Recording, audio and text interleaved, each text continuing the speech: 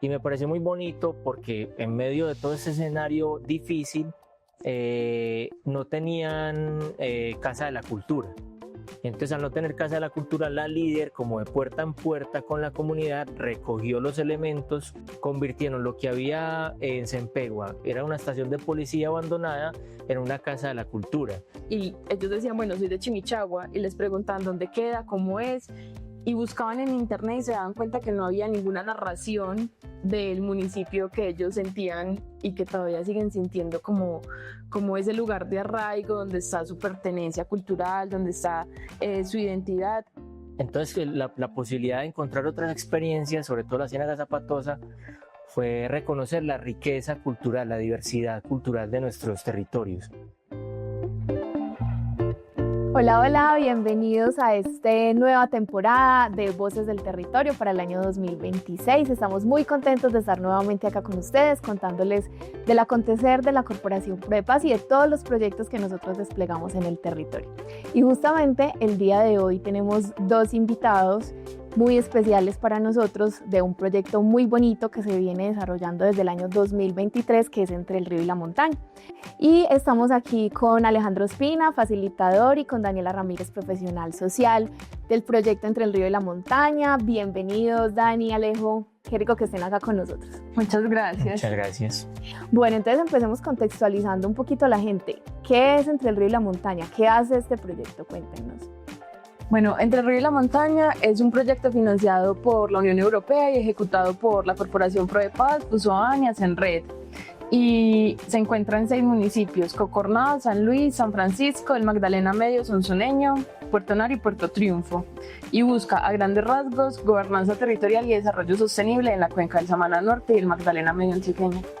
Dentro de esas acciones que ejecuta Entre el Río y la Montaña, nosotros venimos hablando de 3 intercambios de experiencias. Dani, cuéntanos un poquito, tú que has estado en los intercambios anteriores y en este último que ya vamos a hablar también, de qué se trató, en qué lugares estuvieron. Haznos un resumen de lo que pasó en esos encuentros. Acá, para poner en contexto, Alejo y yo estamos encargados del componente 1, que es fortalecimiento de organizaciones sociales. Dentro de este componente, en el que se fortalecen 24 organizaciones, se busca que en otras zonas de Colombia conozcamos experiencias que puedan ser traídas al territorio en el que estamos, que puedan servir de inspiración, que sean otra forma para que las organizaciones se reconozcan, se proyecten también. Entonces, el primer intercambio fue entre Pitalito y San Agustín en el Huila, con Mashiramo, en monitoreo de fauna, conservación y turismo ecológico y comunitario. El segundo intercambio fue con la Red Agroecológica del Tolima, en Ibagué, en toda la parte rural de Ibagué, y fue sobre cómo esas formas de producir no entran en disputa con la conservación, con la protección de los suelos, entendiendo que esa dinámica de conservación de suelos y aguas es fundamental para la restauración ecológica, para pensarnos también otras formas justamente en relación con la gobernanza territorial y con el desarrollo sostenible.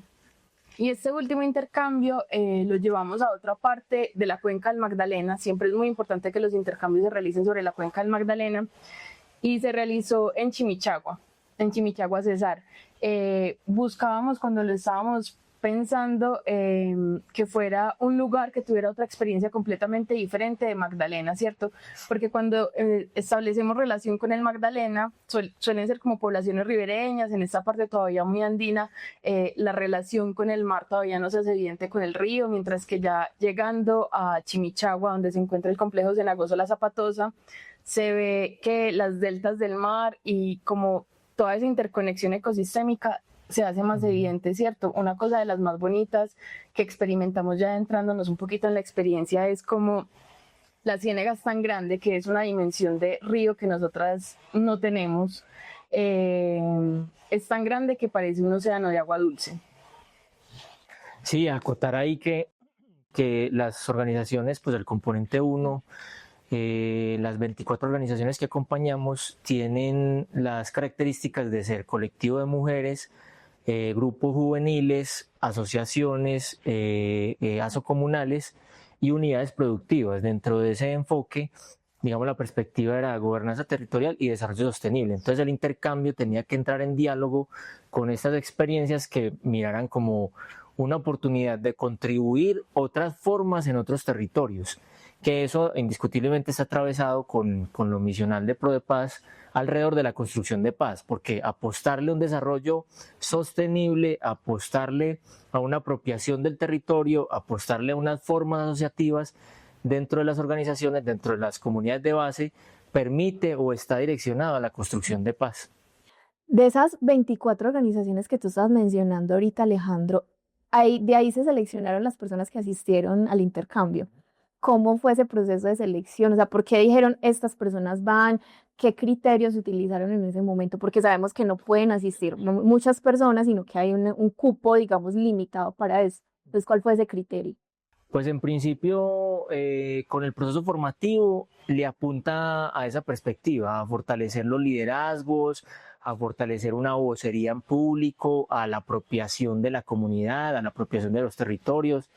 Entonces, como las características que definimos en la convocatoria eran aquellas personas dentro de los grupos que tuvieran una voz pública, que tuvieran un reconocimiento territorial, que tuvieran unos lazos comunitarios, que tuvieran una incidencia significativa como ciudadano, como perspectiva democrática. Entonces, de ahí seleccionamos los perfiles de los colectivos, entonces de juventudes, de mujeres, de unidades productivas, de asociaciones, de asocomunales, y a partir de ahí lo que propiciamos es como en esa perspectiva de género que fuera muy equilibrado también, hombres y mujeres, y que fuera también muy variado con relación a las edades, que no fuera también una balanza de muy adultos o muy jóvenes, sino que estuviera ahí una perspectiva equilibrada, más porque quienes nos iban a recibir, la Fundación Chimichagua tiene historia, en su mayoría está conformada por juventudes, que eso fue como un aliciente para escoger la experiencia,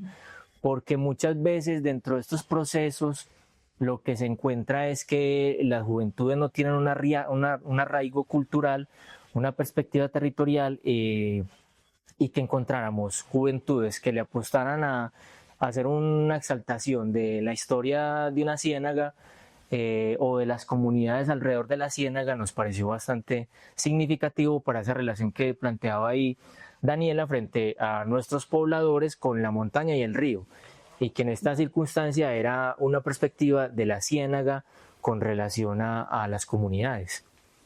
¿Cómo fue esa llegada a Chimichagua? ¿Cómo los recibieron? ¿Cómo fue la energía de las personas, del lugar? ¿Cómo se sintieron ustedes? Y también pues las personas que los acompañaron desde acá de Antioquia y del Oriente. Bueno, haciendo un poquito de eco de las palabras de Alejo, justamente nos cautivó mucho también de la fundación que el arraigo y la gobernanza parten de fortalecer y apropiarse lo propio. Y justamente nos recibieron con eso. Una de las cosas que se repitió mucho durante el intercambio es la importancia de la música, la oralidad, esa historia que se cuenta a través de canciones, y nos recibieron con una serenata musical que tenía bullerengue, cumbia y ¿qué más? Cumbia, vallenato. Y vallenato. Entonces fue muy bonito porque fue también una forma de amenizar que nunca habíamos sentido en ningún otro intercambio, y partió directamente como de esa diferencia cultural que también se vive en el Caribe, que de pronto en esta parte de Antioquia también sigue siendo muy lejana y muy diferente. Fue muy bonito que nos recibieran. Es que de hecho Chimichagua es cercano a Valledupar, Lorica, Banco Magdalena. Entonces, digamos, hay una riqueza oral y musical bastante significativa. Y otro de las formas de cautivarnos fue que durante la experiencia se atravesaba el Día de la Candela Viva. Y la Candela Viva es bastante significativo en Chimichagua porque... Que de hecho hay una canción, perdón Alejo, que nos está hablando de la historia de Chimichagua y que es muy conocida acá en Colombia, pero que seguramente nosotros no sabemos, que hace alusión a ese hecho que tú nos vas a contar. La Momposina. Sí, es que creo que fue en febrero, si mal no recuerdo, 1923 hubo un... 14 de febrero. Eso, 14 de febrero. De 1923 hubo un incendio en Chimichagua y un compositor, Heriberto Pretel, hizo la canción como en honor a ese episodio, y eso se convirtió en un símbolo de Chimichagua bastante significativo. Entonces luego Alejo Durán, después Totó la Momposina, que incluso se hizo mundialmente conocido porque Gabo, al recibir el premio Nobel en el 82, lo que hizo fue llevar a Totò la Momposina a cantar La Candela Viva en Estocolmo, en el recibimiento pues, del Premio Nobel de Literatura. Entonces es muy lindo porque durante todo un día lo que hacen en Chimichagua es como primero honrar a alguien de la comunidad y a su vez traer a la memoria ese episodio, ese compositor, y a través de música, de tambores, del llamador, del canto, permitir ahí como la experiencia viva de qué es resignificar la historia. Y es muy bonito porque toda la comunidad comparte. Hay ahí ancianos, hay adultos, hay niños, hay jóvenes. Entonces te muestran bailes, te muestran canciones. Y es la foto de Heriberto como alrededor de la ciénaga y hacen como de manera simbólica encender una llama. Y ellos utilizan ese símbolo como de mantener la llama en la comunidad, de mantener los lazos de la comunidad, de mantener los símbolos y la historia de Chimichagua alrededor de como esa cultura viva, pues por decirlo así. Hay una cosita que también es muy bonito que pasó en el Día de la Candela Viva, y fue que la persona que conmemoraron decidió no dar palabras, decidir pues como pasar ese proceso, pero sí dijo que quería cantar una canción y tocar la tambora. Entonces es nuevamente como esa manifestación de la oralidad, de la música que conserva la historia, las costumbres, que vincula también a la gente. Y este intercambio tuvo banda sonora, no solo la Candela Viva, sino también la Piragua, que la Piragua es la historia de una embarcación muy grande que navegaba la Ciénaga de la Zapatosa del Banco Magdalena a Chimichagua. Y nos contaban las personas de la fundación que nos recibieron, con quienes compartimos, que del Banco a Chimichagua antes habían 2 días navegando. O sea, pueden dimensionar qué tan grande es realmente la Ciénaga.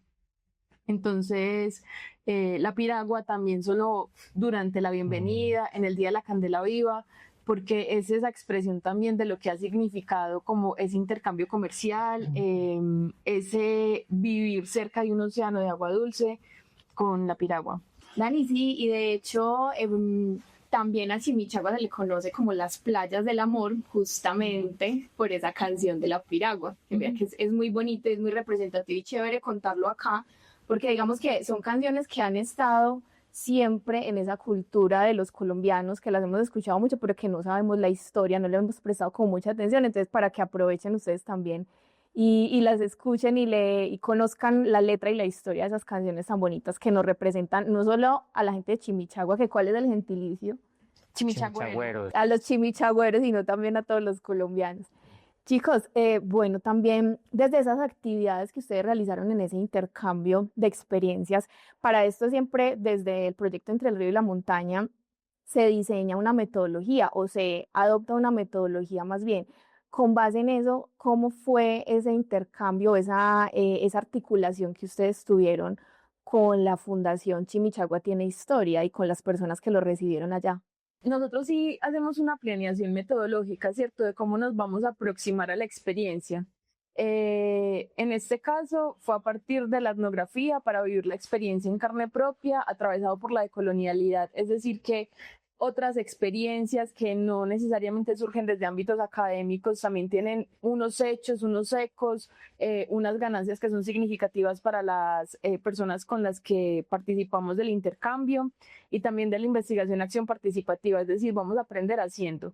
Para esto fuimos a 4 corregimientos que son Candelaria, Saloa, Los Placeres y Cempegua. Y allá estuvimos con la comunidad, también con la fundación. Y el aprender fue un diálogo abierto, fue también un aprender desde conversaciones entre iguales, no fue como un momento que fuera, digamos, magistral. Y una cosa que pasó muy bonita y muy importante, también vinculada como a esas particularidades culturales, es que allá la improvisación vallenata es todavía muy, muy viva, se manifiesta mucho, y las personas que veníamos desde Antioquia, varias de los participantes comenzaron a hacer improvisación en trova. Entonces fue como también nos vinculamos con una manifestación de expresión antioqueña en ese ambiente de la oralidad, de la música, y fue muy interesante porque en algunos momentos, sobre todo cuando fuimos a ver el amanecer en la Zapatosa, se generó ese diálogo de improvisación vallenato, pero también improvisación con trova. Fue muy bonito. Un intercambio cultural bastante interesante. Y son cosas que uno no piensa ni planea cuando uno está pensando el intercambio, sino que se van dando de forma natural. También quisiera señalar que las metodologías, las propuestas partieron de la fundación. Finalmente ellos y ellas son las que conocen su territorio.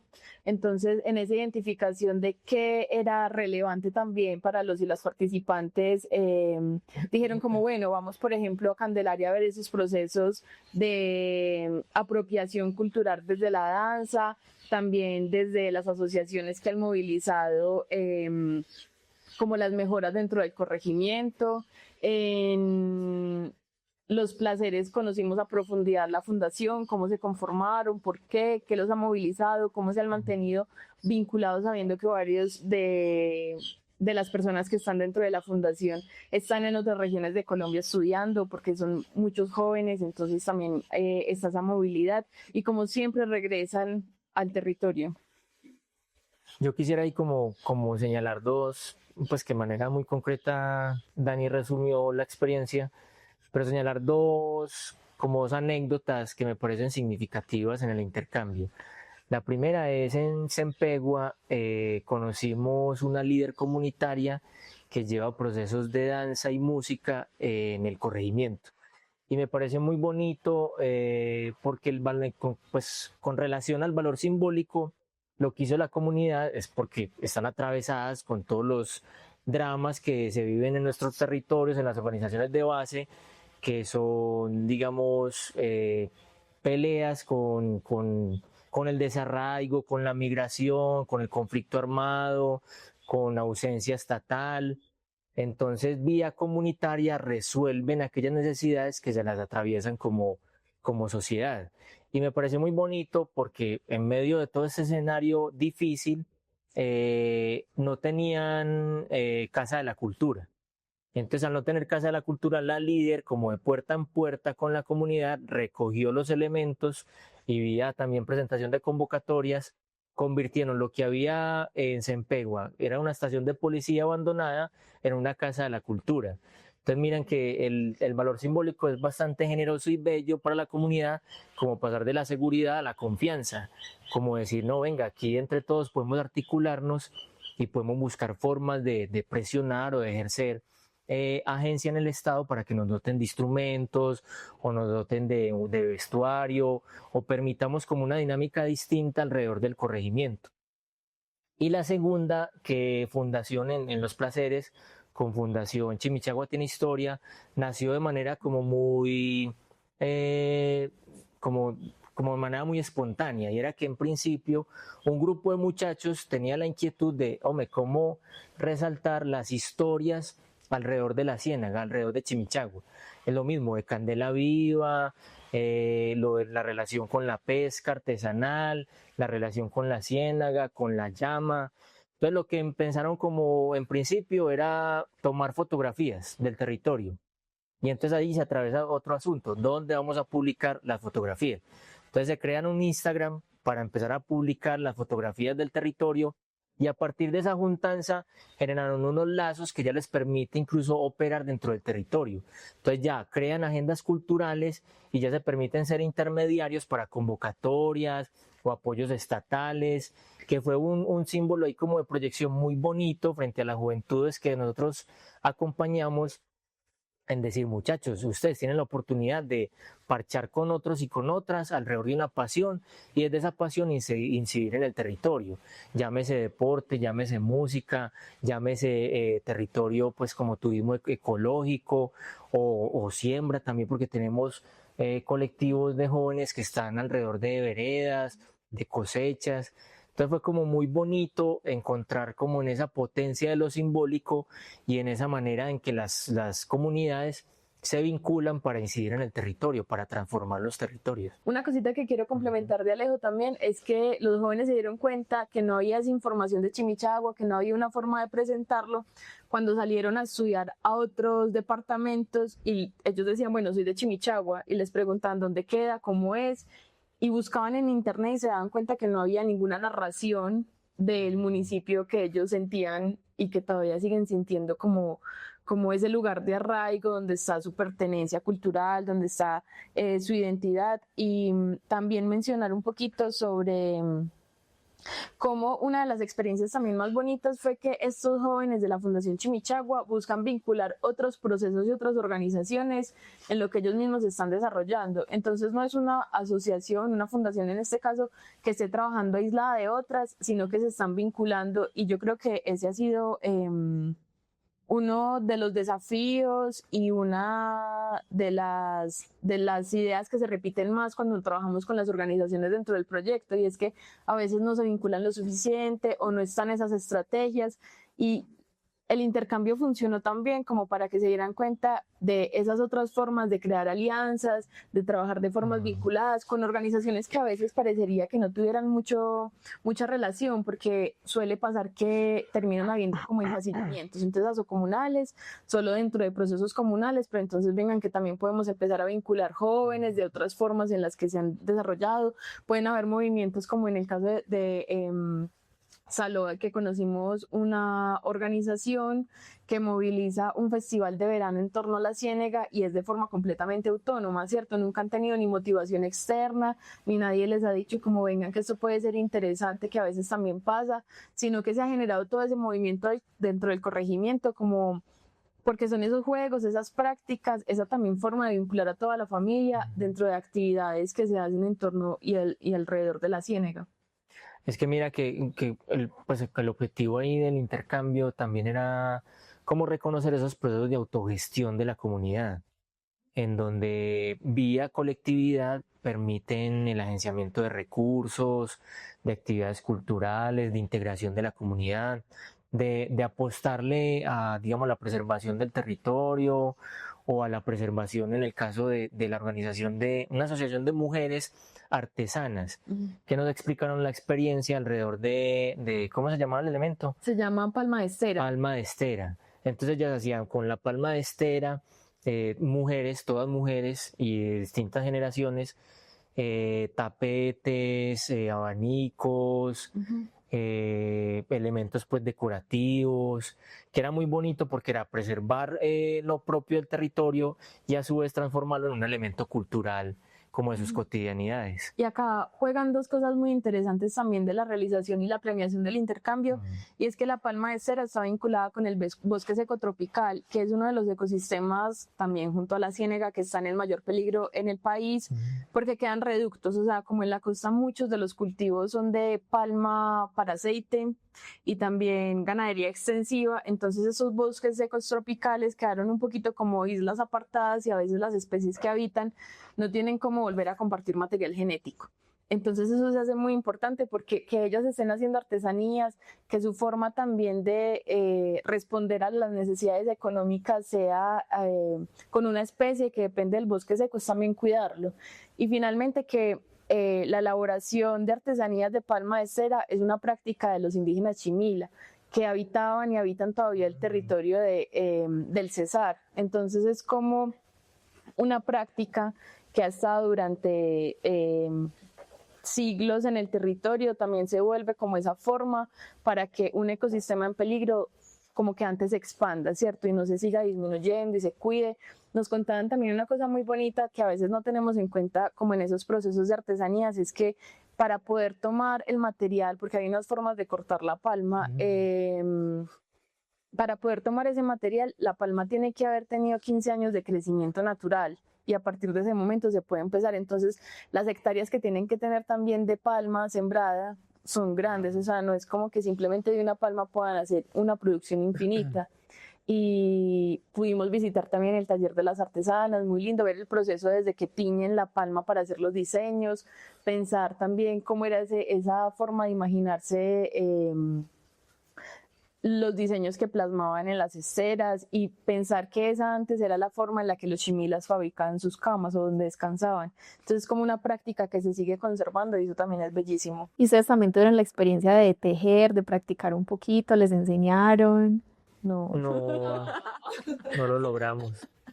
No, eso no. Eso no lo pudimos hacer. Ahí me ibas a decir algo. No, que otro mensaje pues que pretendía el intercambio y que se logró era ese, como buscar prácticas que fueran sostenibles, que le apuntaran a un desarrollo sostenible agroecológico o ecológico frente a las comunidades. Y la experiencia que acaba de nombrar Dani es bastante acertada porque nosotros dentro de los procesos que acompañamos hay cacaoteros, hay caficultores, hay también mujeres que hacen jabones artesanales, Y otros que hacen artesanías. artesanías. Entonces miren que ahí hubo una posibilidad de intercambio que se generó al permitirse ver otras formas en otros territorios, en este caso en la Ciénaga Zapatosa. ¿Qué otro elemento a destacar ahí? Vuelvo al valor de lo simbólico, como el valor de lo simbólico y de lo cultural para generar comunidad, para generar tejido social. Entonces, en esa experiencia de la Candela Viva, nos compartían las mujeres de Cocorná, que también acompañamos en la red de mujeres de Cocorná, que ellos tienen un festival que se llama Festival de Chocolate y la Trova en Cocorná, que le dio respuesta al conflicto armado. Entonces, una forma de hacerle frente, embate a esa zozobra, a ese temor, a esa violencia, Al no poder reunirse. al no poder reunirse, a la fragmentación de los lazos, fue el chocolate en la plaza pública y alrededor del chocolate una práctica como es la trova. Entonces se juntaron la comunidad, se juntaron la población y eso que generó tanto impacto dentro de las dinámicas del territorio que ya es un elemento institucionalizado en Cocorná. O sea, ya es impensable que no se haga una vez por año el Festival del Chocolate y la Trova. Chicos, de verdad que qué experiencia tan bonita. Muchas gracias por compartirnos el día de hoy esto y por compartirle a quienes ven Voces del Territorio, no solamente lo que ustedes encontraron en Chimichagua, sino lo que pudieron llevar también allá y ese intercambio precisamente tan bonito que hicieron con esa comunidad. ¿Qué les queda a ustedes dos, tanto a nivel profesional como a nivel personal, de esa experiencia que tuvieron?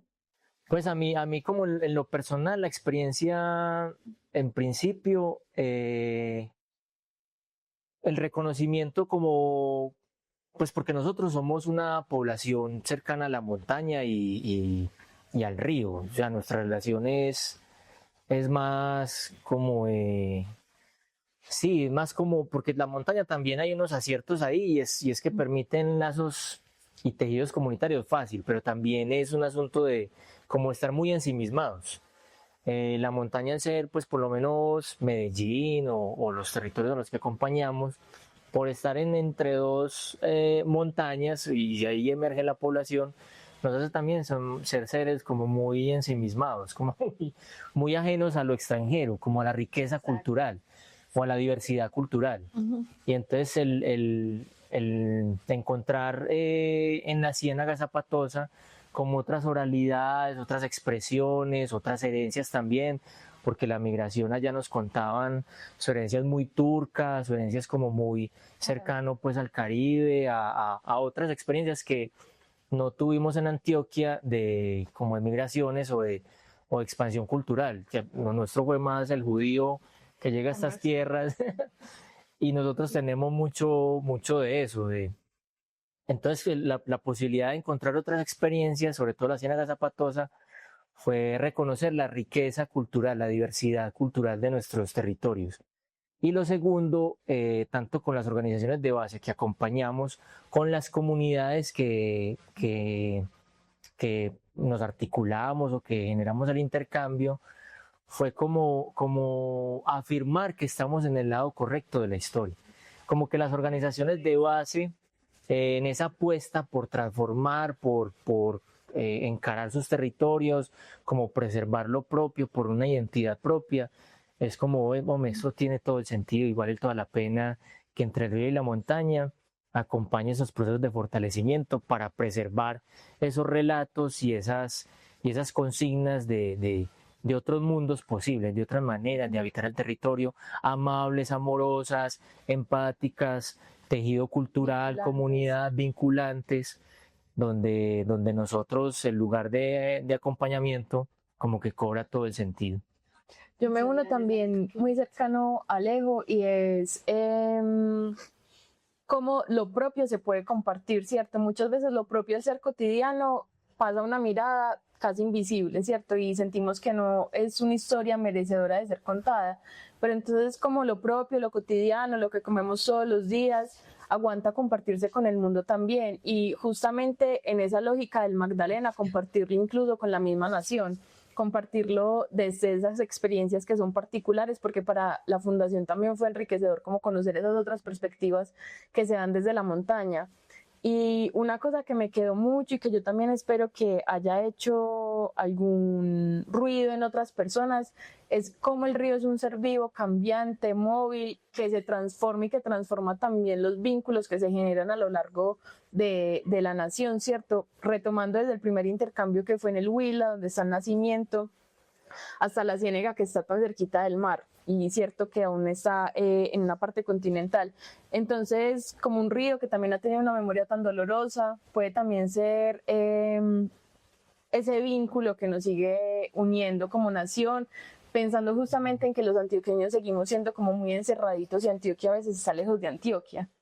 Pero entonces como también nos empezamos a poner en un punto mucho más nacional, como pensamos que finalmente, no sé, o sea, Puerto Nare está al frente de Puerto Boyacá, ¿cierto? Sí. Y el contacto de ellos de pronto es más directo, pero entonces como nos empezamos a relacionar también con otros municipios y que nos vincula no solamente el río como un ecosistema que continúa y que el cuidado no depende solamente de la parte inmediata en la que yo habito, sino que es de principio a fin todo un ecosistema que va a llegar a otros ecosistemas en el mundo porque es que va a desembocar en el océano y en el océano hay otras poblaciones después, o sea, es como un sistema mucho más grande de lo que una vez se pone a pensar nuevamente llegando a lo cotidiano, a la inmediatez, a que de pronto esa narración del inmediato y lo que vivo todos los días no tiene ese valor simbólico tan importante y tan merecedor de ser contado.